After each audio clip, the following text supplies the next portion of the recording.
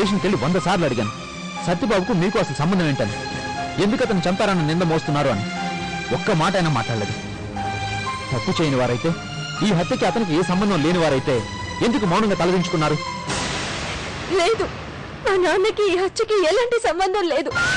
మా నాన్న అతన్ని చంపలేదు. అదే నిజమైతే పెళ్లికి 1 రోజు ముందు మీ నాన్న మురళి వాళ్ళ ఇంటికి ఎందుకు వెళ్లాల్సి వచ్చింది? నిజంగా మా నాన్న వాళ్ళ ఇంటికి వెళ్ళాడన్న విషయం నాకు తెలియదు. మీ నాన్న అక్కడికి వెళ్ళాడని, ఏదో మాట్లాడాడని నీ ముందేగా నొక్కి చెప్పాడా పక్కింటి ఆయన? అబద్ధం, అంత అబద్ధం. మా నాన్న అలాంటి వారు కాదు. సరే, అబద్ధమే అనుకుందాం. కానీ మీ నాన్న చేతికి ఉండాల్సిన బ్రేస్లెట్ మురళి ఇంట్లో ఎలా దొరికింది? నాకు తెలియదు, తెలియదు, తెలియదు. నాకంతా అయోమయంగా ఉంది. మురళి అనేవాడు నా ఫ్రెండ్ అన్నయ్య. నాకన్నా ముందు అర్చనకి ఫ్రెండ్. వాడు చాలా మంచివాడు. కానీ అతని మామయ్యని వీళ్ళ నాన్న చంపాడని సాక్ష్యాలతో చూపిస్తుంటే ఎవరు ఒక్క మాట అయినా మాట్లాడలేకపోతున్నారేంటి? అసలు మురళి అనేవాడు ఎవరో నాకు తెలియదని చెప్పిన వీళ్ళ నాన్న ఈ హత్యలో ఎలా ఇరుక్కున్నాడో మనకు తెలియాలి కదా. ఏ విషయం తెలియకుండా మనం ఏం చేయగలం? అర్చన కన్నీళ్లు ఎలా తోడగలం? నా తమ్ముడు అర్చన కోసం ఎన్నో కలలు కన్నాడు, జీవితం మీద ఎన్నో ఆశలు పెట్టుకున్నాడు.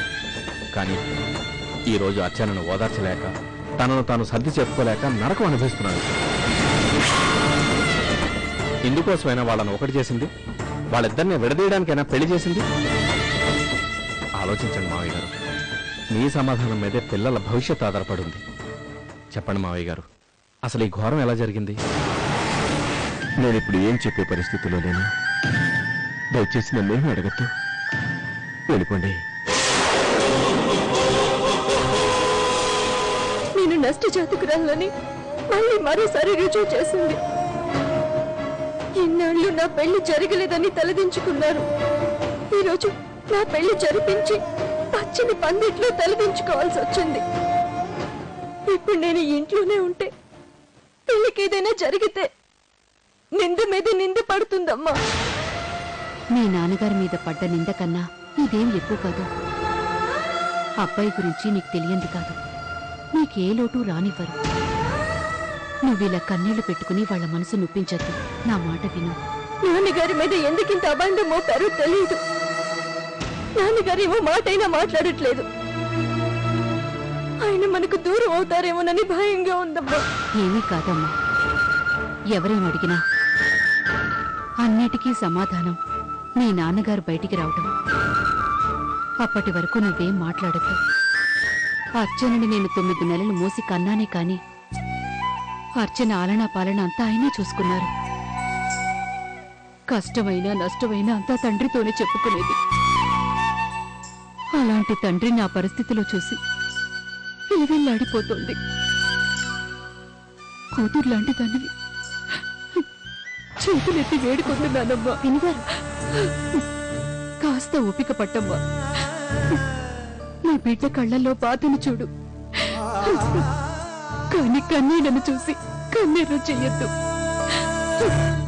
అసలు ఏం పాపం చేసావమ్మా మేము? మీ ఇంటికి మా కూతుర్ని ఇవ్వడమే తప్ప? ఒక పక్క కూతురు అత్తవారింటికి వెళ్తుంటే మరొక పక్క తండ్రి మామగారింటికి వెళ్తున్నారని నవ్వుతున్నారు. అసలు ఎందుకు హత్య చేయాల్సి వచ్చిందమ్మా? సంబంధం లేని ఒక వ్యక్తిని ఎందుకు చంపాల్సి వచ్చింది? ఈ సత్యబాబు ఎవరు? మావయ్య, మంచి చెడు ఆలోచించి మాట్లాడండి. మా నాన్న ఈ హత్య చేయలేదు. అనవసరంగా నిందలు మోపి ఆయన్ని దోషం చేయకండి. ఏ మా నాన్న దాంట్లో తప్పే ఉంది? జరిగిన హత్య అబద్ధమా? అది మీ నాన్నగారు చేశారన్నది అబద్ధమా? అంత పొడుచుకొచ్చే వాళ్లే అయితే ముందే ఉండాలా బుద్ధి. మీతో పాటు సంఘంలో గౌరవంగా తిరుగుతున్నా మా నాన్న లాంటి వాళ్ళ పరువు కూడా పోతుందని తెలీదా? ఏమా చెల్లెమ్మా, ఓ ముష్టివాడింటికి బావగారు ఎందుకు వెళ్లాల్సి వచ్చింది? ఆ సత్యబాబుకి మీకు సంబంధం ఏంటి? ఏం చెప్తారు నాన్న? సంబంధాలు చెప్పుకునేవా? అన్నీ తలదించుకునే సంబంధాలే. ఇక వద్దు. మీకు మీ కుటుంబానికి ఓ పెద్ద నమస్కారం. ఇది కాదమ్మా కుటుంబం అంటే, ఇది కాదమ్మా వంశ ప్రతిష్ఠ అంటే. కాస్త మనుషుల్లా బ్రతకాలి, సంస్కారం అలవర్చుకోవాలి. లేదంటే బ్రతకడం కష్టం. వస్తానమ్మా.